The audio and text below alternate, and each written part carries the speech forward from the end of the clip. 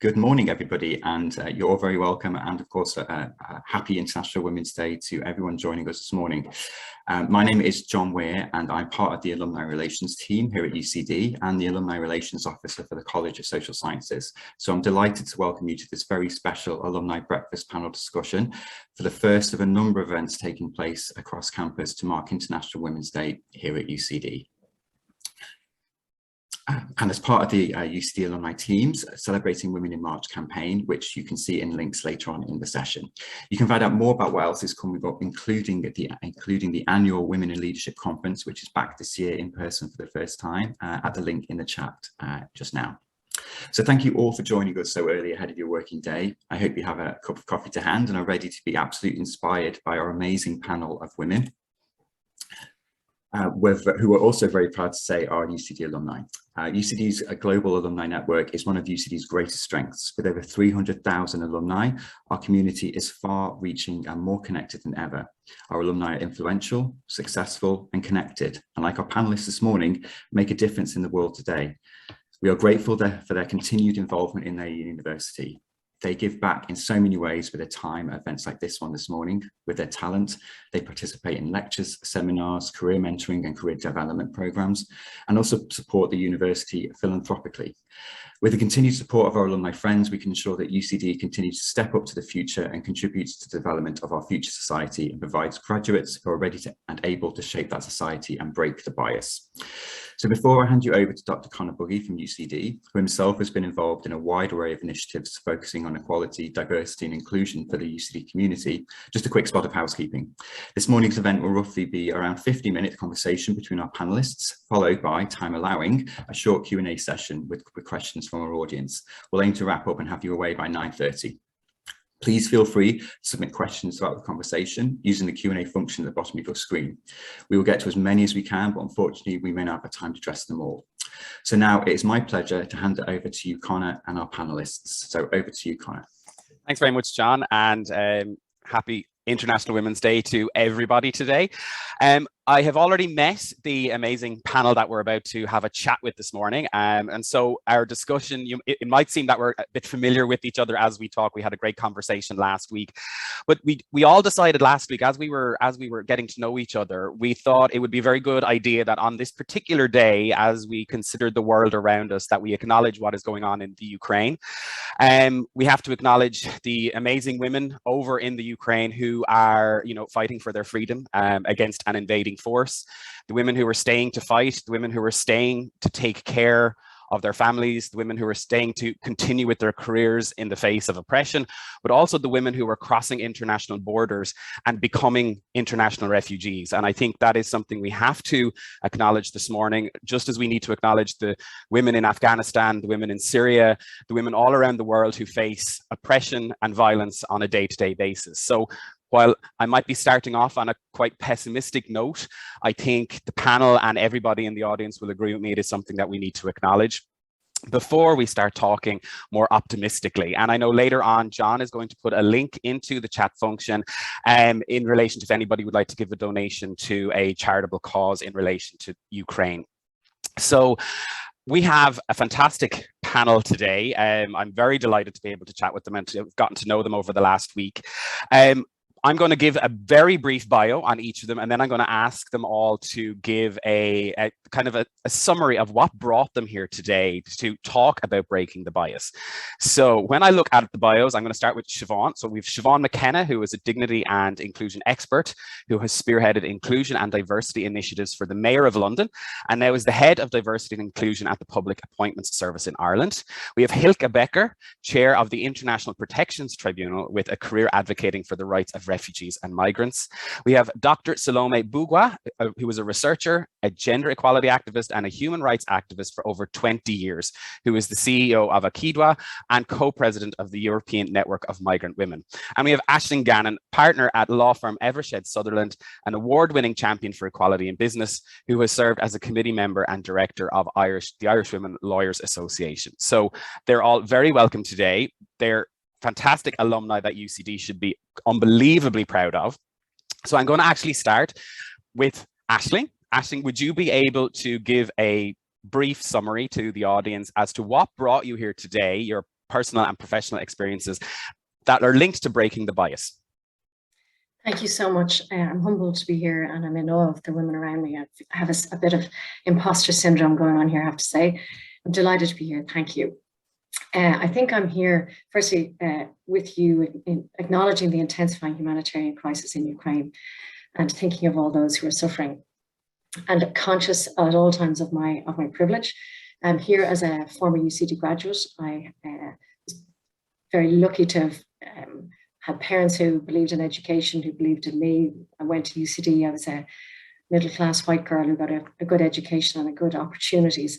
But really, the reason I'm here is because well into my 40s, I had a child, my second of two kids, who came out to me and was able to bring me along his journey and explain to me that he's transgender. And I suddenly had to step into the role of an ally. And I had to learn how to advocate and be a voice for him, with him on his journey. And through that journey, I realized that there was a lot of aspects of my own life that perhaps I wasn't as brave about, that I wasn't as honest about as he was. And he has taught me and assisted me in recognizing the need for bravery, the need for honesty, and to live your life wholly. So I think I have learned to be an ally at a time when I was there to support and to help him. And in doing that, through my work, I was blessed to work in Eversheds Sutherland at the time, a global law firm who really believed in diversity and inclusion. And one of the champions of that and the hallmarks of that has been our gender inclusion and expression at work policy, which was really all encompassing and the first of its kind at the time. So I'm here to acknowledge my privilege first and foremost, but to say I'm delighted to be an ally for others and to walk the walk and to walk bravely. Thank you. Thank you very much, Aisling. Salome, I'm going to move to you next. Would you like to give a brief overview of your professional and personal experiences that bring you here today? You're on mute. The catchphrase of the last 2 years. Yeah. I know. Thank you. Thank you so much, Connor and Jambo, everyone, and happy International Women's Day.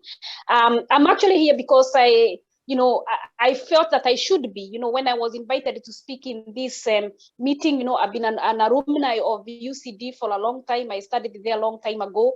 And when I actually got the invitation to a subject that is very much core to my beliefs and to what I do, I just felt that I should be here.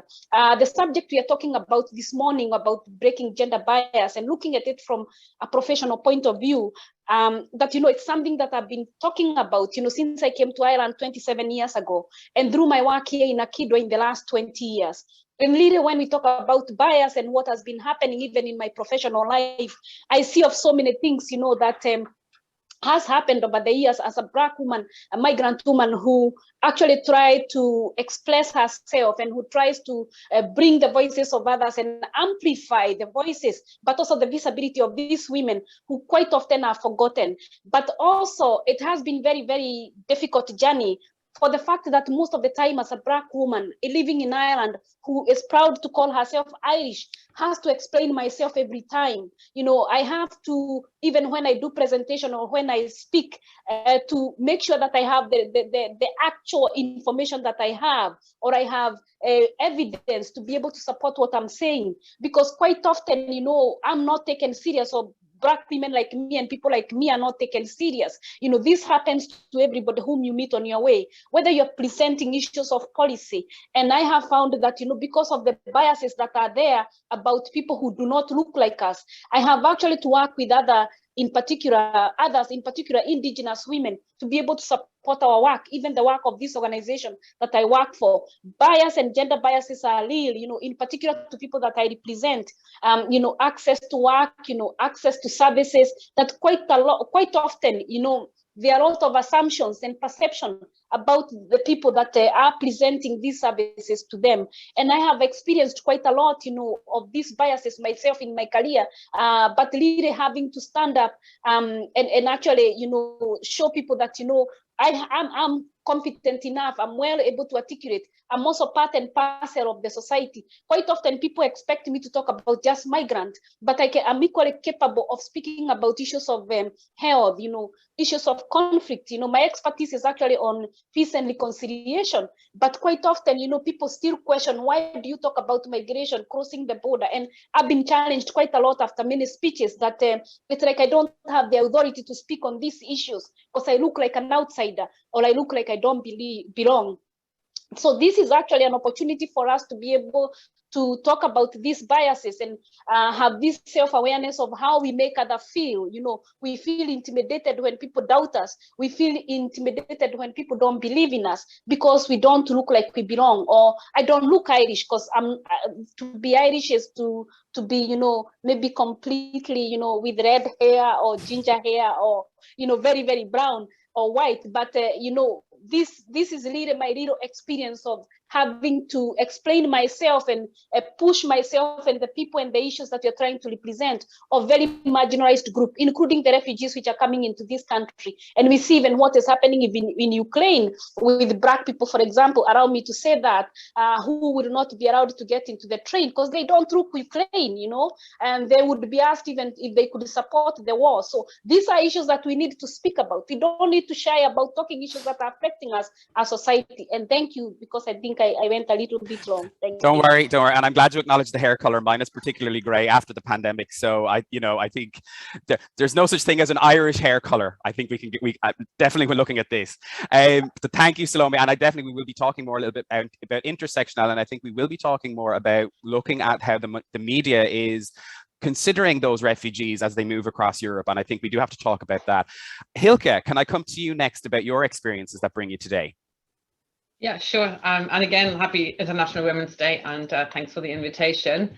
Yeah, where do I start? I mean, one aspect is that you know, when I went to the UCD Women in Leadership Conference a couple of years ago. I think it might have been the first one, and I noticed that there wasn't a single migrant woman represented on the panel there.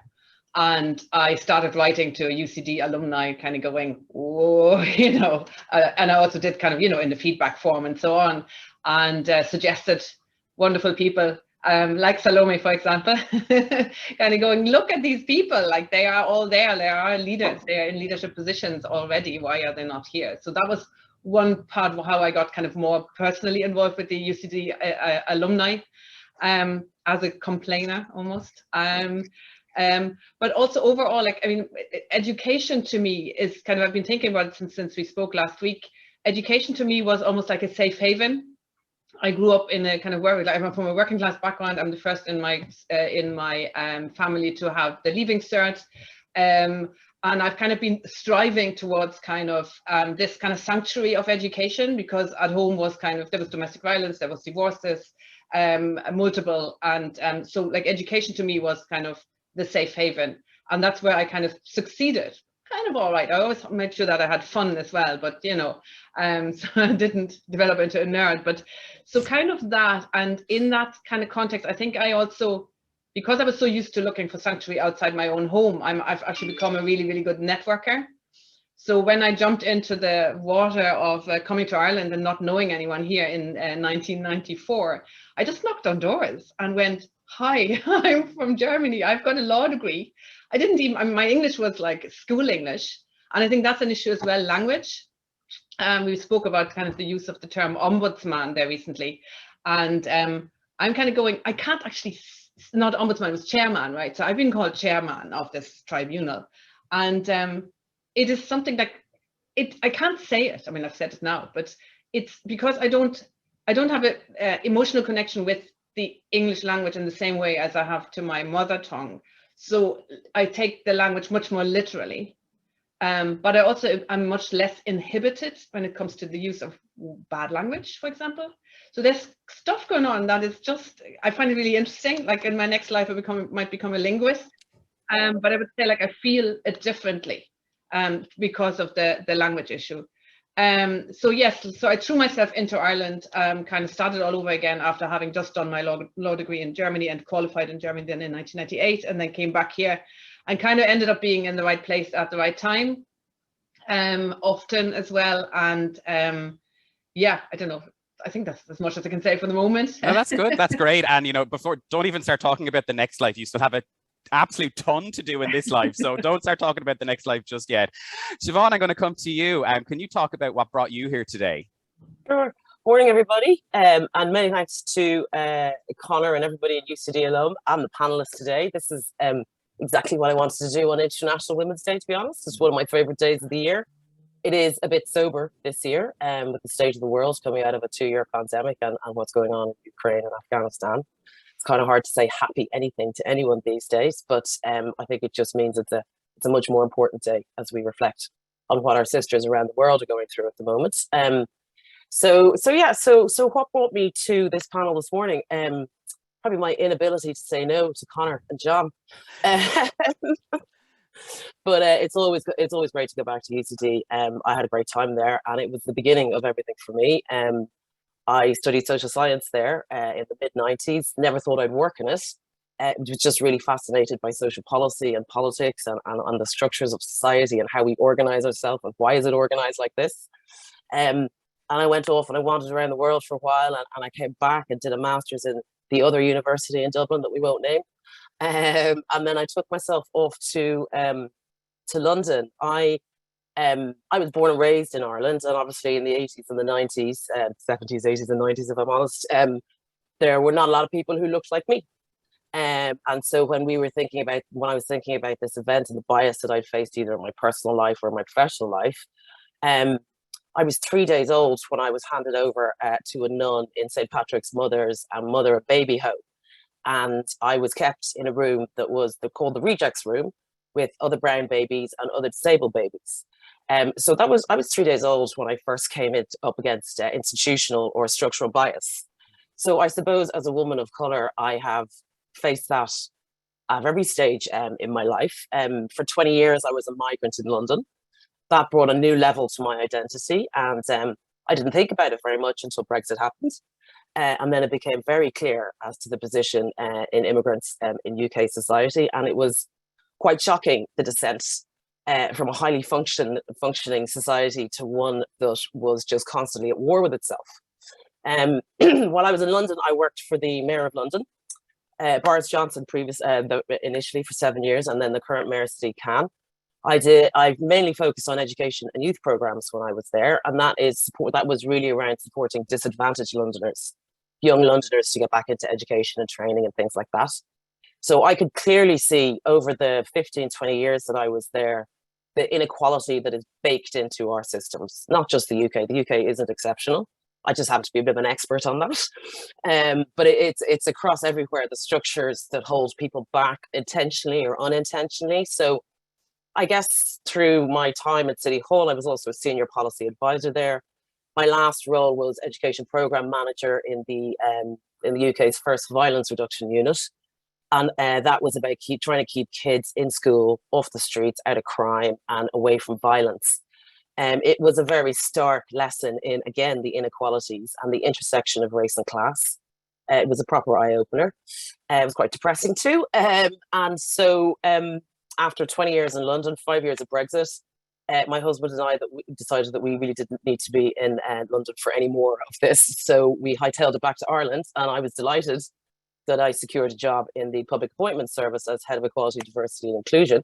I've avoided jobs with equality, diversity and inclusion in the title my entire career because I didn't want to talk about me all the time. I didn't want to talk about gender. I didn't want to talk about race. There was more to me than both of those things. But yet here I am in a job that has equality, diversity and inclusion in its title. I'm halfway through my life, halfway through my career, and there's still a lot of work to be done. And so we're back home, and we're hoping to contribute, like everybody else on this panel, to making Ireland the best possible version of itself that it can be. So that's it. That's why I'm here today. Thank you, Siobhán. We're delighted to have you back in the country. And I'm going to actually continue with you for a few minutes, Siobhán. Sure. Both of us work in the public sector. You've got experience in the UK and in Ireland.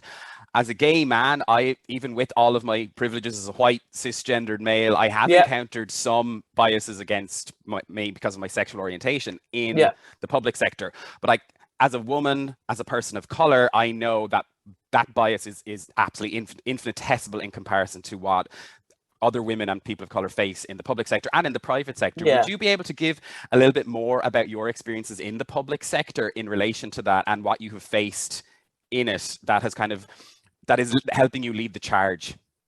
Yeah, I wouldn't diminish the experiences of anybody. I can't imagine what it's like being a gay person walking through the world, or a person with a disability, or, you know, like, so, and, you know, it's not a competition either. We all have our barriers and our crosses to bear, as my mother would say. So I was thinking about this because I worked in the public sector. I've been in largely female dominated organizations. So the bias, I don't really feel that I have encountered gender-based bias.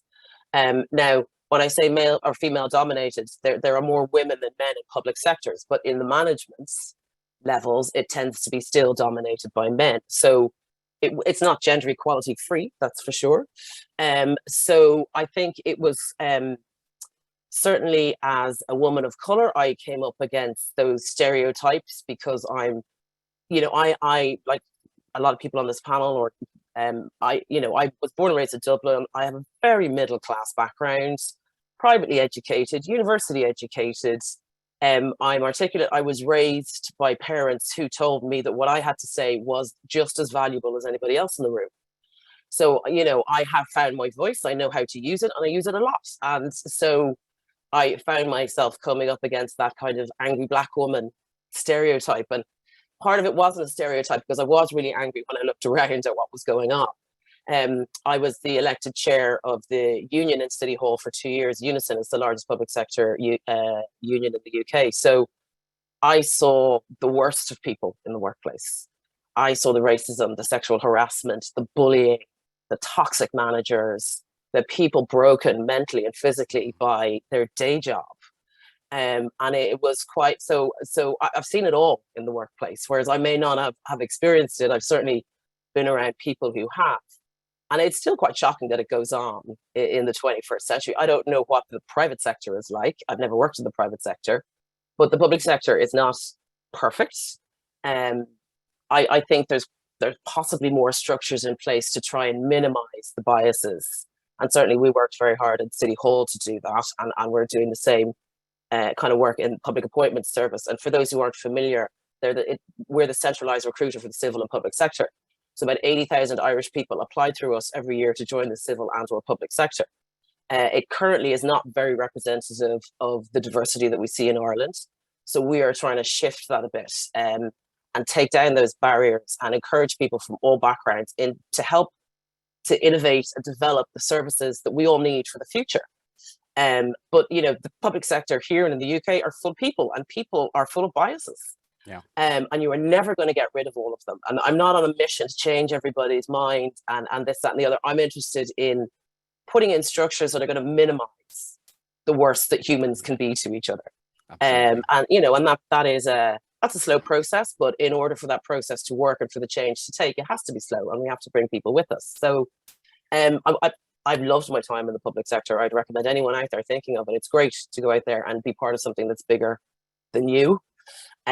So yeah, it's not bias free, but it's not a bad place to work either. Yeah, and this actually kind of leads into something that we discussed with Hilkka last week. And Hilkka, you know, you had said about, you know, when we look at EDI and we look about what needs further discussion, that aspect of, as you phrased it very eloquently, the presumption of difference. Would you be able to just talk a little bit more about that yourself? Yeah, thanks. And that is something that I sort of thought about last year when the Law Society asked me to write a short piece for International Women's Day, and I think John is going to share that as well in the chat, that little article.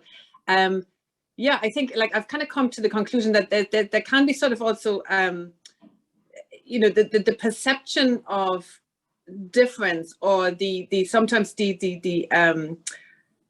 the effort or the wish to kind of, you know, ensure equality and ensure inclusion, and so can sometimes backfire by way of sort of tokenism, by way of sort of overlooking people and presuming that they are fine when they really aren't, you know, and sort of so, you know, to just presume, like what I'm basically saying is that we should presume that everybody has their issue, and that, you know, we should facilitate anyone, even if it's not immediately obvious, that they may be at a disadvantage, that we presume that there is something, and that we enable them to kind of access assistance that they might need. So there may be somebody with a disability who grew up in a stable, happy home and who is, has no issues whatsoever, in the sense of sort of, mental health or whatever. And there may be somebody else who, came from a privileged family, but there was stuff going on and they have serious mental health issues and anxiety and they can't make their way to work, but it's not obvious to someone immediately. So what I've been thinking about is whether there could be something, and I know that you're going to be asking that question, and I'm going to kind of, maybe go ahead and say it now. I've been thinking, could there be something like sponsorship? And that's a bit, it's I know that sort of canvassing is not allowed, particularly in the public sector. Like when you go for jobs, often it's like canvassing is not allowed. But sometimes I kind of think, and particularly maybe when you're sort of in leadership positions, like there is definitely glass ceiling, and that glass ceiling is connection, knowing people, and I feel that, yeah, sponsorship is sort of the word that I've been using for that, and it reminds me of that kind of image of the difference between equality, equity, and what's the other word, with the boxes where people, that there's like three different person of different sizes stand beside each other, and the smallest person can't look over the fence. Then they all get a box, and the boxes are of equal size, and the biggest person can very happily still look over the fence. The middle person now can also look over the fence. The smallest person still can't look over the fence. And then there is equality, where the smallest person gets the biggest box and can see as much as everybody else. That's one thing, and I think that is important and must be there. But there must also be a presumption that the tallest person might have an issue and might be suffering an anxiety attack, while we looking at them from behind think he can see perfectly clear when he's actually mentally breaking down and wants to crawl into some cave. So that kind of idea of sponsorship, and maybe that is something, Siobhán, like particularly in the past, like that is something that I think would be great to have. I can't see, it'll be a difficulty, or like probably to find exactly the fine line between canvassing and sponsorship, but I leave that to the professionals in that area. Okay. Can I just say, just before we move off sponsorship, I actually developed a program to increase representation of women in leadership at City Hall, and it was a sponsoring program for just that reason, because women are over-mentored and under-sponsored. Yeah, and it's different from buddying, The difference between the two is that power relationship. Is that your sponsor is basically your brand advertiser. They go out into a room that you're not in and talk you up. And it's not necessarily about jobs. It's all about the stuff that will get you to a job, about visibility. I'll drop the link into the chat, but I'm a hardcore advocate of sponsorship because it's all about exposure. And moving on work, we've all figured out, is all about exposure, being in the right room at the right time. And I'll stop talking now. No, that's fantastic, Siobhán. And, sorry. I'll put the link in the chat. Put the link, that would be fantastic. And thank you, Hilkka. And I think when we talk about sponsorship and mentorship and allyship, that all of these together collectively can really help push forward EDI in all organizations across society. And I think, I've only, in my professional career, all of my mentors have been women. And all of the, predominantly in the field I work in, I work with a fantastic array of women. It's my discipline, and so I find that I can turn around and say, yes, I'm an ally, but it's because of how I've been shaped by that mentorship process. And being an allyship is very important as well. And I want to come on to Aisling in relation to allyship, because as Aisling mentioned earlier, she is the mother of a trans child. She's become an advocate for trans rights, and I think as an ally to the LGBTQI plus community, Aisling, you are really, really out there as a fantastic example. And I'd really like if you could go into a little bit more detail about that process that you've gone through as an ally. Well, firstly, I want to say thank you to Siobhán for sharing that piece earlier, and Hilkka for sharing her experience, because I think there's so much of what we've all experienced that is similar, that is so helpful to share. And I suppose I'm conscious that there are occasions when I have felt like the noisy woman in the room. And many would say that's a fairly regular occasion, but it's because we have so much to say. But like you, Siobhán, I found it much easier to talk about somebody else's and talk about something rather than talk about myself. And for my son, that's very definitely the case. It's much easier to talk about him and for him. It's a natural role as a parent to feel like you should support your child. But it's much harder when we're talking about ourselves and gender issues. I'm going to give you a funny story first. My eldest child was 5 when I moved job, and I had a female managing partner in my first role, and in my second role, managing partner was male, and we were on the way to the Christmas party. And I said, "You're going to meet my new boss. His name is Alan, great guy, great feminist." And she said, "Oh, I didn't know bosses could be men." And I remember thinking, if only we could keep this, in life, she'll probably look back at this and laugh, and I don't want her to, but she probably will. I didn't know bosses could be men. But there's a moment that is worth sharing. But in terms of allyship across the LGBTQ plus community, I have to humbly admit that I was in my 40s before I knew what T in LGBT stood for. And I only learned because it slapped me in the face and was in my direct family sitting on my knee.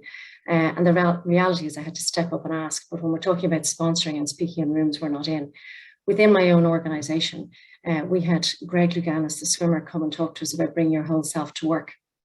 And I realized he was speaking to me as much as he was to the members of the community. And when I spoke to my colleagues in work, they said, really, we need you to speak for us. We need you to speak up for us because you're the only person at the top table who's going to have a voice and speak for us. And I was very uncomfortable. I felt it was my son's story, not my story. And I was asked to tell it from my perspective. And I'll be honest, it was, if I'm actually, being true to myself, it was a coming out experience that was entirely at my own choice and volition. It was entirely not imposed or forced on me. It was elective. It was planned, etc. And still it was really difficult. So I have such incredible respect for people who have to fight to be heard, who have to fight to be taken seriously, like Salome said, who have to fight to stand over why they're in a room, etc. I was in my 40s before I really had that experience, and even at that, it was as a mother of a child. So I think it's hugely important that we have sponsorship programs. It's hugely important that we sponsor and support each other. And as Hilkka said, recognize that not everybody has it all sorted out. And there are people who can have issues and struggles. I've said it time and time again. If at all else, do nothing else, just be kind. Just meet each other with compassion and kindness, because you just have no idea what's going on in someone else's world. I think we'll come back later to some specific experience in relation to gender bias in law, so we might come back to that later. Thank you. Absolutely. Thanks, Aisling. And Salome, I want to come to you because last week we had a really good discussion, yourself and Siobhán, about we were talking about refugees earlier, and we were talking about how the media and maybe politics is portraying the refugee crisis. And when we were talking about that, we were talking about the refugees fleeing the Ukraine and how they're being perceived as European and transferring into other European countries. And then how the narrative was very different when we looked at people fleeing Syria, people fleeing Northern Africa, people fleeing Afghanistan. And then we talked a little bit about the media coverage in relation to 2 murders of women which took place in Ireland in recent years, Aisling Murphy, and then also Yoransetseg Serengeorge, the Mongolian woman, and how the media portrayal was quite different and distinct. And I thought we had a very good discussion about. Could you go back into that and kind of talk a little bit more about that, what we discussed last week? You're on mute. Sorry, I have to be reminded every time about being mute. But actually, media is one of the key reinforcers of these biases, whatever kind of biases we talk about. And I've seen it as well so much in my work, and even what has been happening in Ireland for a long time. And, for example, in the cases of even asylum seekers and refugees here, my organization had to fight these stereotypes, quite often, and every time, trying to ask them to write stories that are actually real, or that they're not myth and misinformation, because they do actually cause a lot of damage.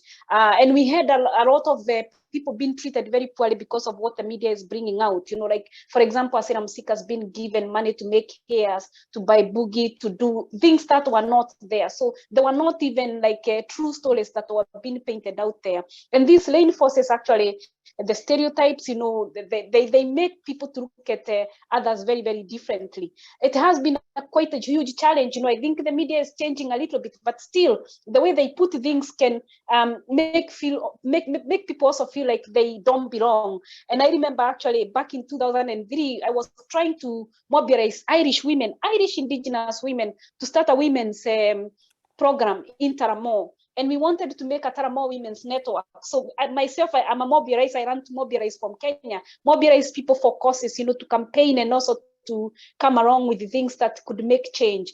And, you know, one of the newspaper wrote, Kenyan woman fight for equality on behalf of Irish women. You know, so I was already seen as an outsider at that time, and I still have this article. It's quite actually unbelievable. So they really cause a lot of damage, the way they put stories, the way they, you know, articulate in whatever they write. And quite often, even, for example, in our work, they don't even want sometimes to cover our work because, you know, we want that we can only talk to newspaper that want to tell exactly what is happening, but quite often, actually, most of them just want to cover what they want. You know, it's not what is out there.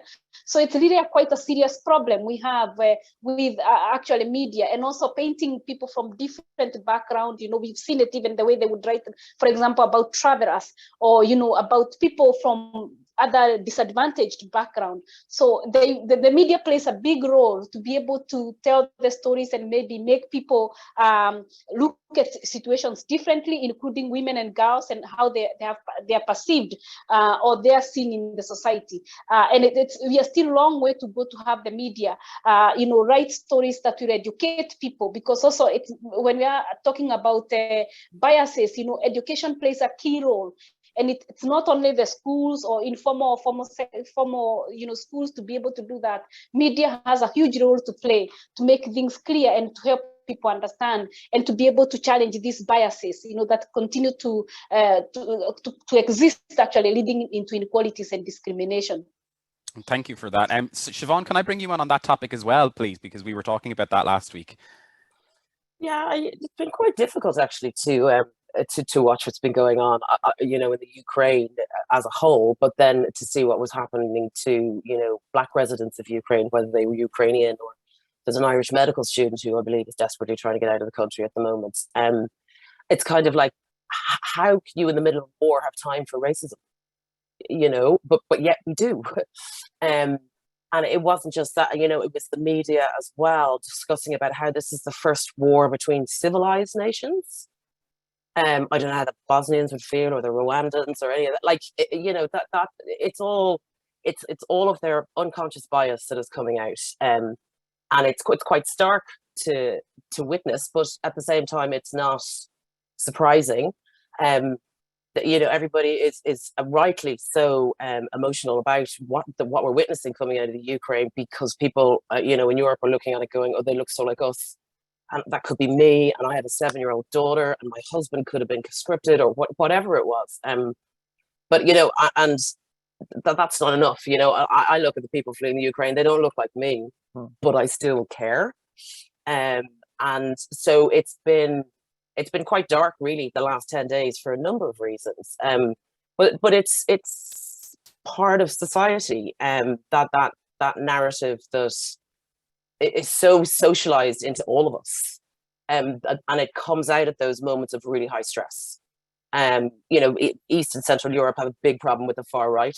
Lots of countries have a problem with the far right, but it's not a secret that it's a problem over there either. So it isn't surprising that sentiment, you know, is coming out at a time of deep trauma and alarm. But it's really quite sobering. And I have no problem with Ukrainians arriving and getting their PBS number and being allowed to work and being housed. But I can't help thinking of the people who've been languishing in direct provision in this country for nearly a decade, some of them, including kids who are in school. Where is the logic and the rationale and the justification in that? Those people are also fleeing conflict, war, fear of their life, persecution, whatever it is. So it's quite stark.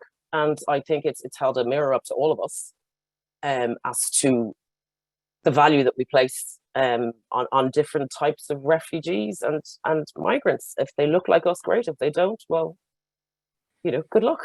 So it's been pretty depressing, actually, the last 10 days for a number of reasons. And I think, when we were talking last week with Hilkka, I think you mentioned about your innate sense of social justice is one of your key drivers. And I think that links in with what Salome and Siobhán have just been saying. Would you be able to go into a little bit more about how that innate sense of justice has driven you in the dignity and inclusive space and tackling bias? Yeah, I mean, that sort of has driven me, and I'm glad you reminded me now to speak about that. Also, like, to sort of bring me where I am today, and it's kind of twofold. It's one, having grown up in Germany and kind of not having been told it's my fault because I wasn't even alive. I was only born in the 60s, I'm that young. But that we were kind of, it was drilled into us that we had the responsibility to make sure that nothing like the Third Reich would ever happen again. I think it was the message that we got was restricted to Germany, but I took that to mean, more than that. And I was also querying, of course, my own family members, my grandparents, what did you do? Like, why weren't you in the resistance? Why didn't you, and they were kind of a little bit, but they weren't really. And, but this would be, we could be still here tomorrow, this afternoon, if I started talking kind of about all that. But that's sort of one message that I grew up with. And then living in a domestic violence kind of and doubly divorced family, that kind of sense of social justice around, family law and breakups and support for single women and so on was also ingrained to me at a very young age. So I came to life and into thinking about professions with this idea of wanting to achieve justice and focusing from a very young age, from the 80s onwards, on migrants and refugees who were in Germany at the time, and then came to Ireland, and was actually headhunted by the Refugee Council at the time, who rang me and said, "You have worked with asylum seekers before. We are advertising for a legal officer. Would you be interested in applying?" So there was, because it was so new, there was kind of 86 asylum seekers in Ireland when I came here first, so so that sense of justice, that is certainly something that's driving me, and it's driving me now as well, to kind of go beyond the boundaries of my job here in the International Protection Appeals Tribunal. We don't have any appeals from Ukrainians, and I don't expect that we'll have any.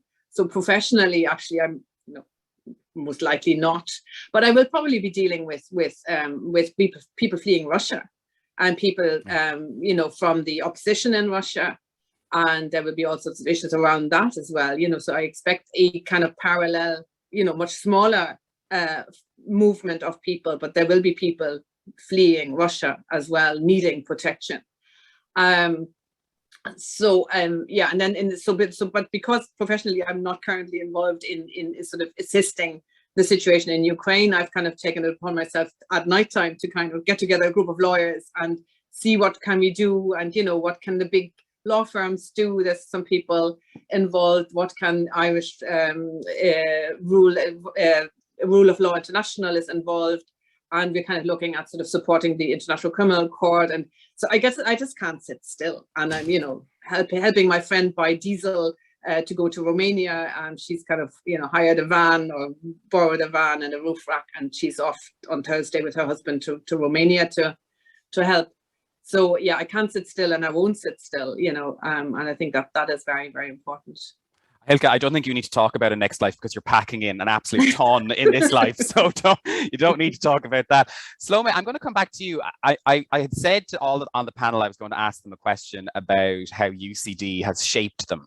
And I said positive and negative, because, we can't, everything isn't rosy. We look back at our, I also went to the unmentionable college as well. That I think Siobhán mentioned. I went to that one, and the other university in the city I went to as well. There are more than just two universities in the city, but we talk about how our academic career shapes us and our time in study. And Salome, I thought what you spoke quite heartfelt about your time in UCD. So can I come to you first with that question? And if I have time, I'll try and get to everybody, but I think I really wanted to hear from you on that. You're on mute again. Thank you so much, Connor. Just to say that actually UCD has made me the woman that I am today, because before I came to UCD, I had studied in Kimage Mena about development, but in UCD, I studied about equality. And I really wanted to learn about how Ireland functions as a welfare state. And so I had very good lecturers there, you know. Catherine Lynch was actually my kind of a person. And we kept on getting lost every time she gave me a lift in her car, because she was so much into fight about equality and all the wrongs that are going on in Ireland. And so she actually worked with me to fight my very first case of discrimination in UCD, where I was supposed to pay the international fee. Yet I was a spouse. I was working, even though I had not paid that much PRSI and all that. But we won that case, myself and herself, you know, by fighting so hard that I was treated in an injustice way. And from there, from what I learned from UCD and all these, you know, kind of strong women examples and being my role model like Catherine Lynch, I started working in Tullamore, where I mobilized women. We started the Women's Network, and we started fighting for equality and justice for women in County Offaly, in Tullamore itself.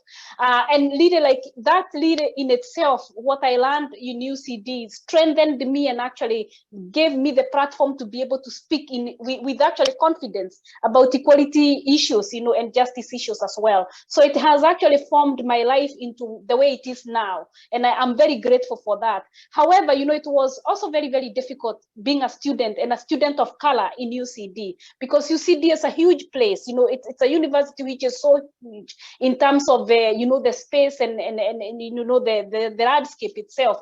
And so sometimes I would feel very lonely and lost.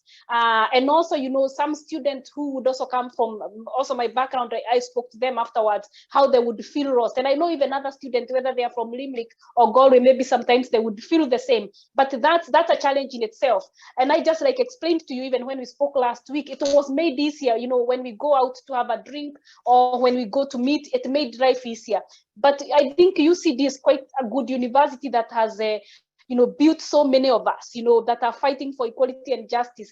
And you know, the lecturers there, you know, were very, very helpful to me, and I'm still in contact with most of them. So I'm very happy with my experience there. But also just to say that it can be a very lonely place for some people, and especially if you are very far away from home.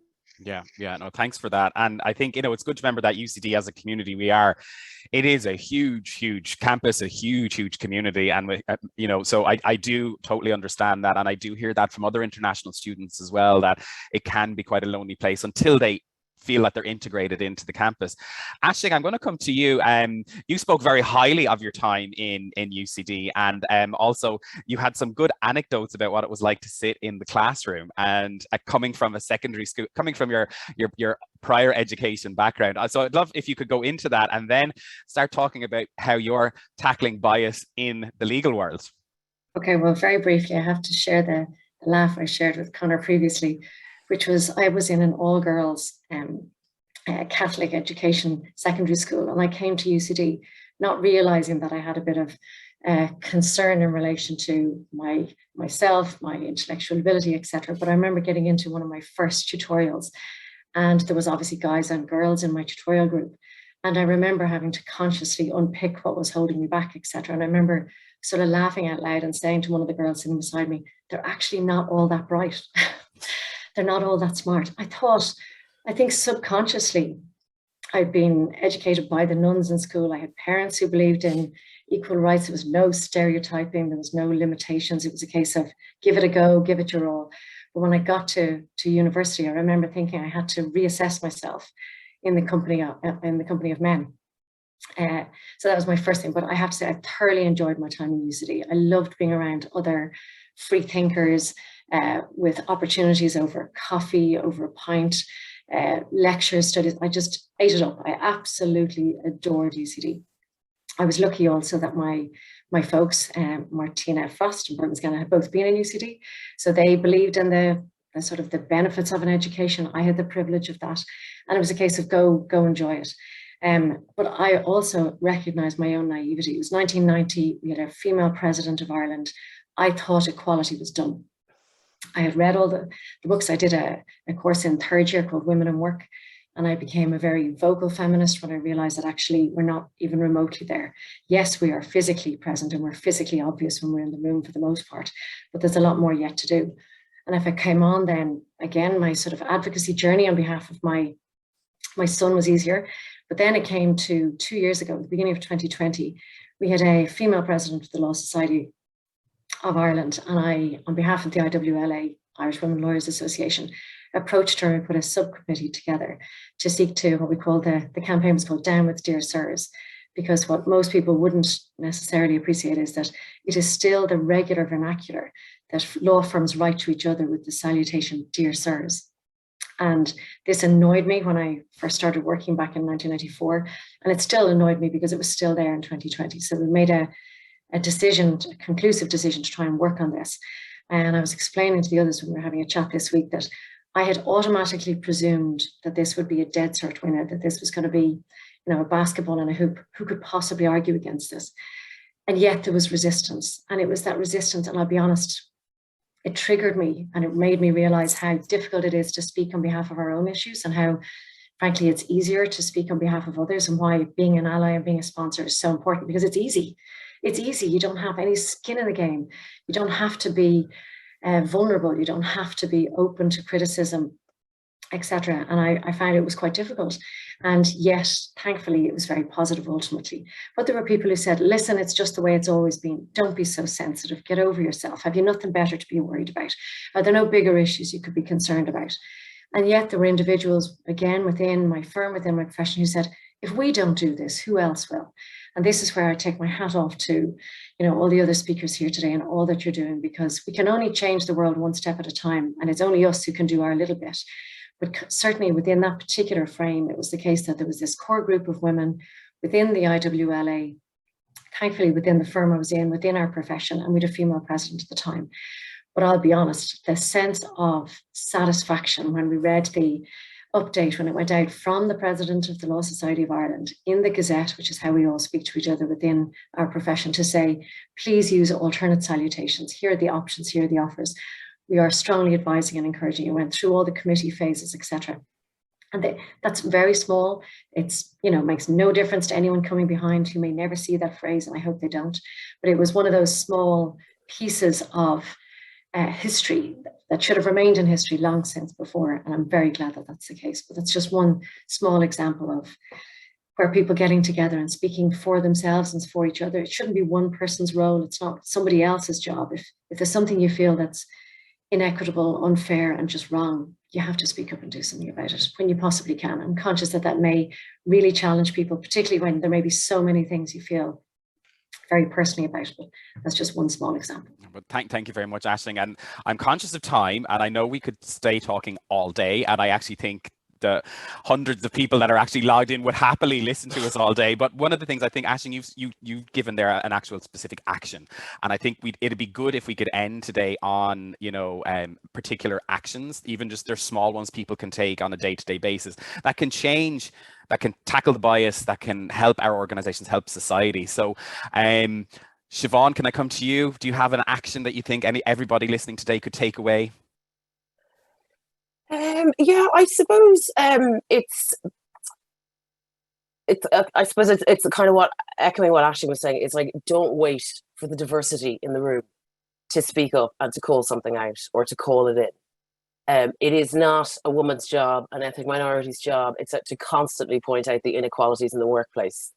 Once you see them, and somebody dropped a comment in the box saying that she hadn't seen the disparity of treatment until her sister had pointed it out. Maeve will never be able to unsee that, because once you see it, you'll see it all around you. And this is, as I would say to my mother, we need a whole society approach to gender equality and progressing it on. COVID has impacted on women in ways that have taken us back decades. So we need to rectify that. So be a proper ally. It's a heavy burden to ask people around you to carry that and to agitate for change all the time. So just be an ally. Okay, thanks. Hilkka, on to you. What would you put forward as an action? I think I've sort of, my main one would be the development of sponsorship programs to really, address inequalities that way, and kind of and presuming difference, understanding that you know, when something isn't visible, it might still be there, and not, and as Siobhán just said, not to wait for the person who is suffering an inequality to point it out, but to just presume that allowances, I shouldn't even call it allowances, that you know, it needs to be a natural sort of way of being with one another, is that presumption of difference, and also not to address inequalities in a silo way. I mean, that's another thing that really drives me demented, when you're kind of looking at, you know, equality. One of the things that's going, that's like, again, a program in sort of the lawyers' world at the moment, is kind of, you know, more diversity in the judiciary, but that translates as more solicitors on the benches in the courts. It doesn't even look at women. Or you have more diversity and you have more women, but you're not looking at more migrants, and you're not looking at more people with disability. You know, just that sort of siloed approach, that is also something I think we should do away with. Okay. Thank you. And Salome, your key actions. I think actually mine would be on, you know, because I've been trying to look into how we can address bias, you know, regardless whether they are gender, their disability, or from whatever ground they are, we are actually looking at it from. And for me, I would say the self-awareness. It's the very starting point. If we become self-aware of our own unconscious bias, then we'll be able to embrace others. I don't need to keep on reminding people that you have to include migrant in your decision making. You have to include them into your speaking panel. You have to include them into shaping policy or to inform anything. This doesn't have to be the case. You have to be self-aware of, you know, what do you think of others? Which people don't you include? Which people are you scared of bringing along because, you know, they could be problematic and all that kind of thing. If we really are to address gender equality, we have to be self-aware of ourselves on the biases that we have towards men and women, boys and girls. That's the very starting point. If we don't do that, I think even if we provide education, we provide better policy in the world, we are not going to solve anything. Each and every one of us has the responsibility to be able to combat gender biases or biases in general. And it has to start with us. So I think self-awareness, then it's very important. Then being open-minded, because quite often, you know, we are only fed with what we see in the media or what we think about other people. We have to be able to open ourselves to outside our comfort zone, to be able to embrace others, to be able to even hear about them. Some people always ask, how do we get migrants? We are unable to get to the migrant, you know. You just need to go to meetings where meetings are, or you invite them, and then you see their reaction, whether they'll come or not. Our organization also do support people to engage with migrants if they want. But I think, you know, in this journey of, you know, ensuring we have gender equality, we have good treatment of everyone being treated with dignity and respect. We need to move with a mind of, you know, working in a allyship, like Siobhán was saying, you know, and in solidarity. And just to finalize, to say that what I have achieved in my 20 years in this organization, AkiDwA, it has actually not been because I've been perfect or very good, but it's because of the allyship that I have built and the solidarity that I have actually gotten, especially from Indigenous Irish women. To tell you the truth, even to put a policy into paper in sometimes at government level, I have to go through Indigenous women. I lobby them, I talk to them, I make friendship with them, and they actually help quite a lot. You know, I've worked with Hilkka, you know, in cases of deportation of parent of Irish citizen and all this. And it has to be, you know, people who are influential, people who can help. So these are the people we need. We need managers. We need the people who are working in all levels of the society to become conscious of what is happening in the society, to have that self-awareness, to be able to include and give others the opportunity rather than empathy, because we don't need empathy anymore. We need to give opportunities, and that's by not looking at how people look or where they're coming from. They have disability, they're from LGBTQ. People are people, and they should be treated with respect and dignity. And it have to start with each and every one of us, and also not being a bystander, that helping and saying things when they are going wrong, that you don't keep quiet. We don't have these people who are, you question things, you become conscious of who is not on the table. Thank you. Thank you, Salome. So look, before I pass back to John, I would just like to say it's been my absolute privilege to host this morning, but also to get to know Siobhán, Salome, Aisling and Hilkka over the last week. You know, you're fantastic representatives of UCD alumni, fantastic women. You're having a huge impact on the world. Your passion, your drive, and your perseverance and stubbornness to affect change is just amazing. And I think everybody on the audience who's listening in this morning will agree with me on that. So thank you very much for this morning, and I'm passing back to John now. Thank you so much, Connor, and thank you for facilitating this morning's hugely inspiring and empowering conversation from that incredible panel. A big thank you to our inspiring guests, Siobhán, Hilkka, Aisling and Salome, for such an enlightening and informative discussion on how you have tackled bias in the workplace and throughout your careers. Also, obviously, to Connor for guiding the conversation so expertly. And thank you to everyone here for tuning in. We hope this has been a great start to your International Women's Day celebrations, wherever you are. A recording of this event will be available on tomorrow on our YouTube channel. So, of course, do share with any friends or colleagues or relatives who might have missed us this morning. Just before we wrap up, there's just a couple of other items I would like to mention. The UCD alumni team, together with University College Dublin, stand in solidarity with the people of Ukraine. UCD Foundation is providing funds and will accept donations that will enable students affected by the conflict in Ukraine to continue their studies at UCD. The UCD Students' Union has completed a collection of goods in support of Ukraine. We understand that NGOs on the ground in Ukraine are now asking for donations rather than donations of goods. So for anyone considering making a donation to support the people of Ukraine, we will drop some helpful links into the chat at the moment.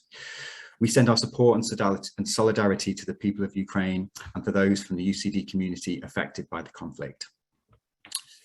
This morning's discussion was part of the UCD alumni team Celebrating Women in March campaign, which will be capped off with our 7th annual UCD Women in Leadership Conference, taking place in person in O'Reilly Hall on the 22nd of March. And continuing on the 23rd of March with online mentor circles. You will be inspired by trailblazers and leaders in all industries, get practical tips to support your career and grow your network throughout the day. You can find out more about UCD Women in Leadership at the link we're dropping into the chat right now. So again, thank you to our excellent speakers, Siobhán McKenna, Dr. Salome Mbugua, Hilkka Becker and Aisling Gannon, and all of you for watching and being with us this morning. We look forward to welcoming you to our next event, and I hope you enjoy the rest of your International Women's Day. Good morning.